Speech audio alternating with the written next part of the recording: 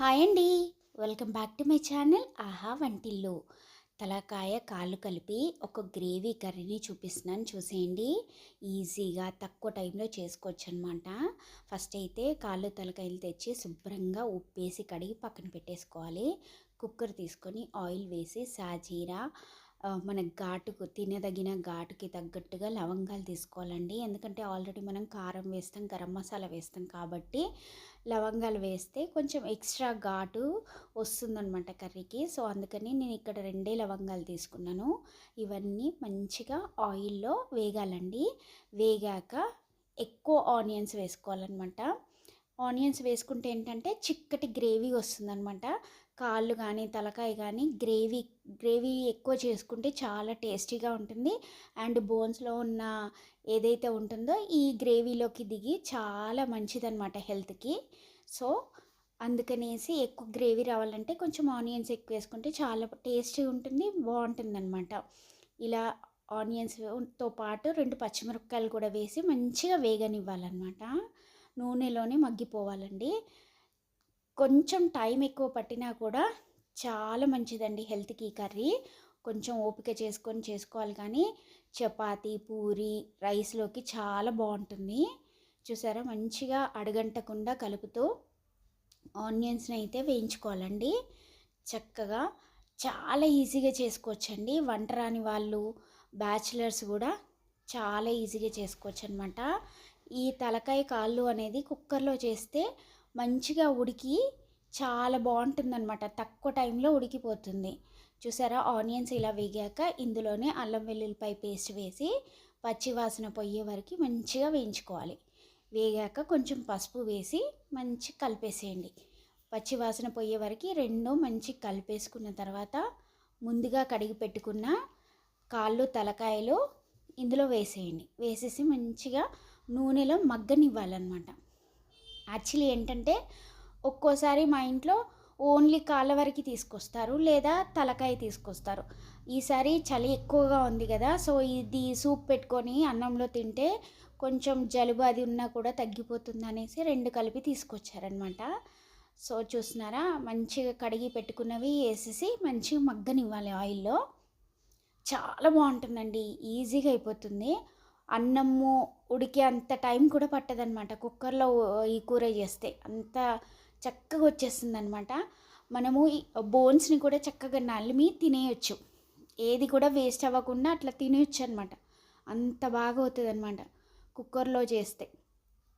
చూసారా, చక్కగా కలిపి ఒక 2 మినిట్స్ మగ్గితే చాలు. చూసారా ఎంత చక్కగా అవుతుందండి, అసలు చాలా మంచిగా అవుతుంది. కలిపేశాక ఇందులోనే మనము గ్రేవీ లాగా చేసుకోవాలి, మరీ ఫ్రై లాగా చేస్తే బాగోదండి కాలు కానీ తలకాయ కూర కానీ. సో ఇలా వేగాక కొంచెం కొత్తిమీర వేసేసుకోండి. కొత్తిమీర ఫ్లేవర్ కూడా వీటితో పాటు ఉడికిపోతే చాలా బాగుంటుంది. సో చూసారా, కొంచెం వేగాలి. అంటే ఏవి మనం వేసినా కూడా పచ్చివాసన రాకుండా ఉండాలన్నమాట. సో ఇందులో కొంచెం సాల్ట్, అంటే టేస్ట్కి తగ్గట్టుగా ఫస్టే సాల్ట్ వేసుకుంటే ముక్కకు పట్టి మనం తింటుంటే చాలా మంచిగా అనిపిస్తుంది అనమాట. చూస్తున్నారా, సాల్ట్ వేసాక కొంచెం తిప్పేసుకొని తర్వాత కారం వేసుకోవాలి టేస్ట్కి తగ్గట్టుగా. ఈ కూర కొంచెం ఘాటుగా ఉంటే చాలా బాగుంటుందండి. జలుబు చేసిన వాళ్ళకైతే అసలు ఎంత మంచిగా అనిపిస్తుందో అసలు. కారం తర్వాత కొంచెం ధనియాల పొడి, కొంచెం అంటే కొంచెం గరం మసాలా. అంటే మా ఇంట్లో చిన్నపిల్లలు ఉన్నారు, సో వాళ్ళకి తగ్గట్టుగా వాళ్ళని దృష్టిలో పెట్టుకొని నేను వేశాను. మీ ఇంట్లో ఎక్కువ కారం తింటారు అనుకుంటే కొంచెం మిరియాల పొడి కూడా వేసుకోవచ్చు. యాక్చువల్లీ ఏంటంటే నేను నార్మల్గా వీటిని మిరియాల పొడి, అల్లం వెల్లుల్లిపాయ పేస్ట్, కొంచెం కొత్తిమీర, పుదీనా ఎక్కువ వాటర్ పోసి సూప్ లాగా కూడా తయారు చేస్తాను. కాకపోతే ఈసారి కూర చేద్దామనేసి చేస్తున్నాను అనమాట. సూప్ అయినా చాలా బాగుంటుందండి, చాలా మంచిగా పిల్లలకి ఇస్తే అలా తాగేస్తారు చక్కగా. వేడిగా, మరీ వేడిగా కాకుండా మరీ చల్లగా కాకుండా అలా మీడియం వేడిగా ఉన్నప్పుడు ఇస్తే చక్కగా తినేస్తారనమాట. చూసారా, ఇవన్నీ వేసి కొంచెం మగ్గాక కొన్ని వాటర్ ఎక్కువ పోసుకోవాలండి. వాటర్ ఎక్కువ పోసామనేసి ఏం కాదు, వాటర్ ఎన్ని ఎక్కువైనా అంత బాగుంటుంది ఈ కూర. చక్కగా కలిపేసుకొని ఒక 5 విజిల్స్ అనమాట. సిమ్ అంటే మరీ పెద్ద మంట కాదు, మరీ చిన్న మంట కాకుండా మీడియం ఫ్లేమ్ పైన ఒక 5 విజిల్స్ వచ్చేలాగా పెట్టి ఉడకనివ్వండి. చూసారా, ముక్కలు మునిగే వరకే నేను వాటర్ పోసానండి. 5 విజిల్స్ పెట్టాను, అంతే. ఇంకా చక్కగా అయిపోయిందండి కూర.